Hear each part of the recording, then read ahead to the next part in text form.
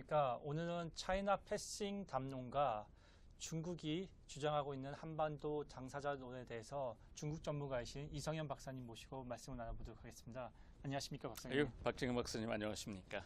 예, 최근 중국이 북한 문제에서 자신의 발언권과 영향력을 인정받고자 하고 있습니다. 이러한 중국을 한국이 어떻게 설득할 것인지가 굉장히 중요한 숙제에 다가오고 있는데요.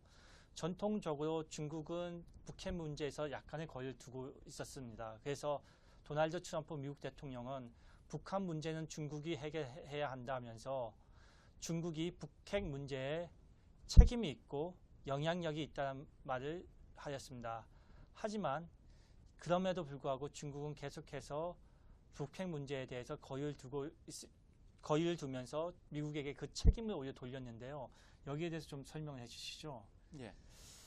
국제사회에서는 지난 10여 년간 북핵 문제에 있어서 중국 책임론, North Korea is China's responsibility 이러한 그런 담론이 공론화가 되었고, 심지어 중국 언론에서도 북핵 문제가 지역 안보뿐만 아니라 중국 스스로에게도 중국 동북 지방의 어떤 지진 발생, 그리고 방사능 유출 등 중국에게도 해를 끼칠 수 있는 부정적인 영향을 중국 언론이 지적한 바가 있습니다. 하지만 중국 정부는 스스로가 인식하는 북핵 문제를 그런 국익 관점에서 스스로 인식하는 그런 자세에서 좀 접근하고 있는 것 같습니다. 그래서 중국은 북핵 해결에 대한 책임은 부인하고 국제사회에서 발언권은 놓고 싶지 않아 하는 것 같습니다. 그래서 중국 외교부는 북핵 문제는 북미 모순이 실질적인 원인이므로 미국이 응당 책임을 져야 된다라고 하면서 미국에게 공을 넘겼죠. 이게 2016년 9월 12일 중국 외교부의 발언입니다. 유사한 발언을 중국은 2017년 9월 19일 그리고 올해 들어서는 1월 3일 그리고 2018년 올해 1월 26일에도 했습니다. 그러니까 어떻게 보면 이제 북핵 문제는 중국 책임이 아니니까 자꾸 북핵 문제로 중국하고 연계하지 말라라고 중국은 이렇게 매년 공개적으로 이렇게 표방하고 있는 셈입니다. 그런 중국이 최근 차이나 패싱론이 나오자 그 태도와 역할을 바꾸고 있는 듯합니다. 이 점에 대해서 좀 설명을 해주시죠. 네, 굉장히 흥미로운 일이 벌어지고 있습니다. 중국 정부는 2018년 4월 19일 그런 이제 외교부 발언에서 중국은 한반도 문제 당사자로서 적극적인 역할을 발휘할 용의가 있다라고 했습니다. 여기서 주목할 점은 중국이 스스로를 한반도 문제 당사자라고 표정한 점입니다. 제가 알기로는 또 조사한 바로는 중국이 한반도 문제에 있어서 스스로의 위치를 정함에 있어서 최근까지는 썼던 표현이 있습니다. 그것이 이전에는 뭐 건설적인 역할을 하는 국가 혹은 한반도 문제에서 아주 독특한 그런 위치에 있는 국가로서 스스로를 표현했었는데, 이번에는 제가 깜짝 놀라운 것은 한반도 문제에 중국이 스스로를 당사자로서 자임하고 나선 것입니다. 중국 외교부의 기록을 봐도 한반도 문제의 당사자를 거론하면서 자기는 쏙 뺀 채 이전에는 북한, 미국, 한국을 이렇게 포함시켰지만은 스스로를 당사자 범주에는 집어넣지 않은 것이 눈에 띕니다. 그러면서 중국은 한반도 문제에 관련된 직접 당사자들이 마땅히 자신이 책임을 지고 해야 할 역할을 해주기를 중국은 희망한다라고 오히려 자신을 제3자의 객관적인 어떤 중재자의 역할로 묘사하고 있는 것도 보입니다. 예를 들면 그러니까 어떻게 보면 이제 국제사회에서 중국이 문제의 당사자, 당시팡이라고 그러는데 당시팡이 되면은 문제에 책임도 져야 되는데, 근데 중국은 당사자가 아니니까 책임이 없다라는 거죠. 그리고 중국이 생각하는 책임을 져야 될 그런 당사자는 미국이니까 미국이 북핵 문제에 있어서 책임을 져야 된다는 그런 논리를 사용해 왔습니다. 그리고 본인은 당사자가 아니라 북핵 문제의 중재자로서, 예를 들면 북핵 문제의 그런 해결에서 육자회담의 개최국 역할을 한 것이 대표적입니다. 또한 최근에 중국이 내놓은 그런 북핵 문제 해결의 중재안이 있죠. 쌍교의 병행, 쌍중단, 이것을 중국이 내놓으면서 이것을 당사자인 북한과 미국이 받아들여야 된다라고 강조하기도 했습니다.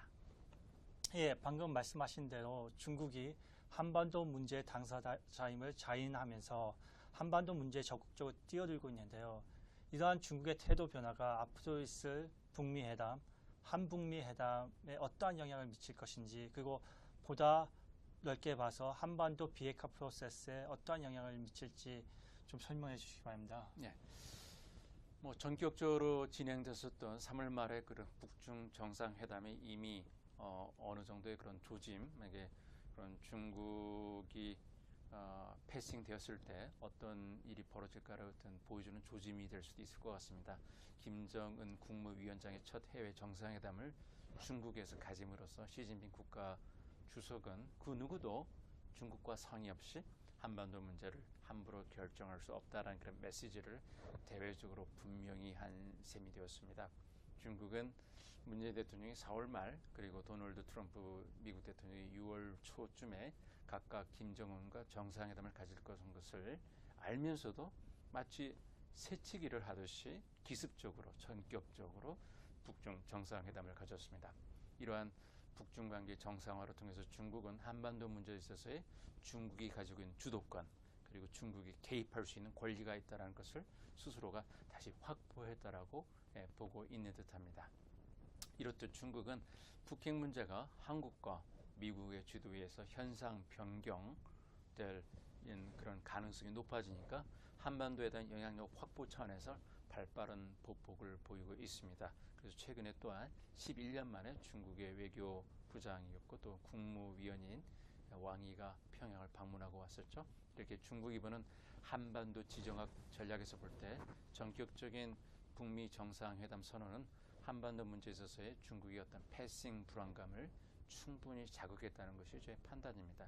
이것이 한국에서 좀 간과된 측면이 있는데 이것이 왜 중국의 불안감을 자극했느냐면은 이 미국이 모든 길은 로마로 통하듯이 모든 북핵 문제는 중국을 통해서 해결해야 된다는 것이 어떻게 보면 과거에 북핵 문제 중국 책임론의 어떤 심플한 어떤 방정식이었는데 그 방정식이 더 이상 통하지 않는다는 것이죠. 그래서 미국이 북핵 문제를 해결해서 더 이상 중국이 필요 없고 또한 중국이 필요 없어도 북한과 미국이 직거래를 할 수 있다라는 그런 신호를 보낸 격이 되기 때문입니다. 그럴 경우에 한반도 지정학에서 중국의 위치는 더욱더 작아지겠죠. 예. 예, 말씀하신 대로 중국은 자신이 제외된 상태에서 북핵 문제가 남북한 정상회담 또는 북미 정상회담을 통해서 미국이나 한국이 원하는 방식으로 진행된 것을 방관하지 않겠다는 신호를 계속해서 보내왔는데요. 그렇다면은 한반도 지정학에서 중국 역할론이 앞으로 하향 조정될 수 있고 또한 한반도 문제가 북미 위주로 앞으로 펼쳐질 가능성이 높기 때문이다. 이렇게 보면 되는 건가요?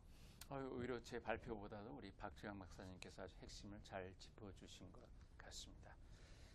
제가 최근에 중국 학자들을 만나봤는데 중국 학자들은 미국과 한국이 중국의 이익을 한반도에 대해서 가지고 있는 중국의 이익을 등한시하고 북핵 문제를 자체적으로 해결하려고 하면 중국은 가만히 있지 않을 것이라고 사석에서 말을 하기도 했습니다. 이 점을 아마 확실히 하기 위해서 중국은 최근에 군용기로 하여금 한국의 ADIG라고 하죠. 한국의 그 항공, 방공 식별 구역을 침범하게 했을 것입니다. 무려 4시간 동안 중국의 군용기가 한국을 포위하는 형태로 서남쪽에서 비행해가지고 남해안 그리고 동해안으로 쭉 한국 영토를 포위하듯이 근접 비행하고 4시간 동안 비행하고 돌아갔습니다. 안타까운 것은 이런 중국의 무력 시위가 한반도 평화에 새로운 이정표를 제시한 4.27 남북 정상회담 바로 다음 날 이루어졌다는 것이죠. 그래서 중국은 중국이 북한에 가지고 있는 영향력을 한국과 미국이 존중해주지 않을 것 때에 중국이 어떤 행동을 할 것인가를 이런 식으로 보여주고 시사하고 있는지도 모르겠습니다.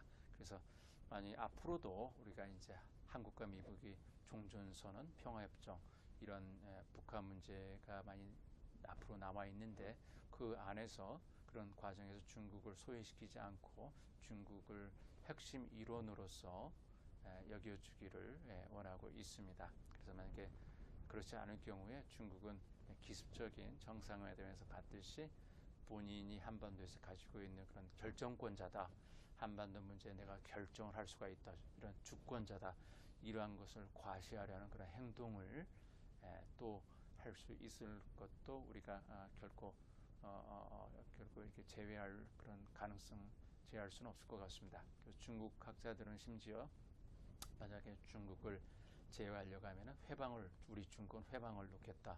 따루안이라고 이런 말도 제가 들었습니다. 그래서 어떻게 보면 우리 한국의 남은 숙제는 북핵 문제에서 자신의 발언권과 영향권을 인정받고자 하는 중국을 우리가 어떻게 설득하고 지속적인 지지를 이끌어낼 것인지에 대해서도 우리가 조금 선제적으로 지금이 딱 적합한 시기인 것 같은데 미리미리 이렇게 정책적인 고려와 고민이 조금 필요한 시점이라고 사료됩니다.